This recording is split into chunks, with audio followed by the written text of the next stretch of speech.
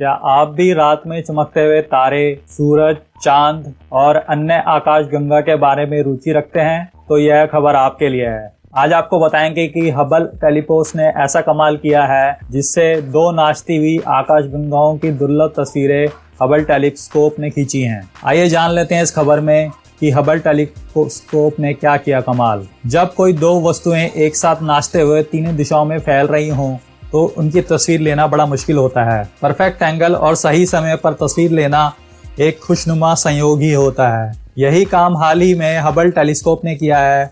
उसने दो नाचती हुई आकाशगंगाओं की ऐसी तस्वीर ली जो लगभग असंभव सी लग रही थी। असंभव को संभव कर देना ही विज्ञान का काम है, बस जरूरत होती है सही तकनीक और धैर्य की। तकनीक तो खैर हबल टेलीस्कोप के पास है ही, धैर्य रखना ही था सही एंगल पर आने का, क्योंकि उसे ऐसी दो आकाशगंगाओं की तस्वीर लेनी थी जो एक दूसरे के ऊपर अलग अलग दिशाओं में थी, नाच भी रही थी, साथ ही तीनों दिशाओं में इनके फैले हिस्से भी फैले हुए थे। ऐसी जटिल संरचना को एक तस्वीर में उतारना आसान नहीं था। किस्मत अच्छी थी कि हबल टेलीस्कोप एक सही एंगल पर पहुंच गया।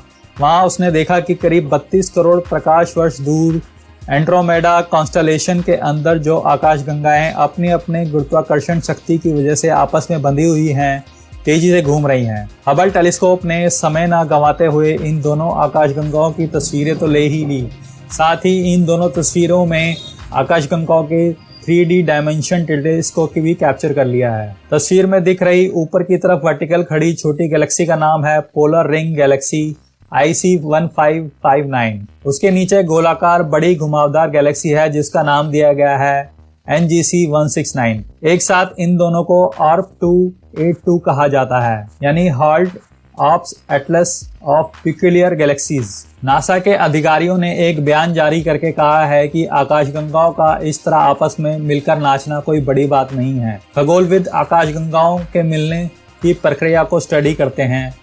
वो आपस में मिलती हैं, टकराती हैं, विस्फोट के साथ अलग होती हैं। हर घटना का एक अलग मतलब होता है जिससे उसका आकार और व्यवहार बदलता रहता है। हबल के लिए तस्वीर लेना बहुत मुश्किल था क्योंकि दोनों आकाशगंगाएं अलग अलग तरह से आपस में मिली हुई थी। ARP 282 3 डायमेंशन में थी, साथ ही उसके आसपास कई तारों का समूह भी है, धूल भी है, गैस भी है। लेकिन हबल टेलीस्कोप इतना सही जगह पर था कि वह इन दोनों आकाशगंगाओं की सटीक फोटो लेने में सफल हो सका। हालांकि यह तस्वीर इसलिए भी कठिन था क्योंकि ARP 282 एक खास एंगल पर मुड़ा हुआ भी है। अगर टेलीस्कोप NGC 169 के ऊपर या नीचे होता तो क्या ऐसी तस्वीर मिलती? एकदम नहीं मिल सकती थी। पोलर रिंग गैलेक्सी तो दिखती ही नहीं, या फिर बड़ी आकाशगंगा में मिली हुई दिखती। अगर आप चैनल पर नए हैं तो कृपया सब्सक्राइब कीजिए और बेल आइकन को भी दबाइए ताकि इस तरह की खबरें आप तक सबसे पहले पहुंच सके। धन्यवाद।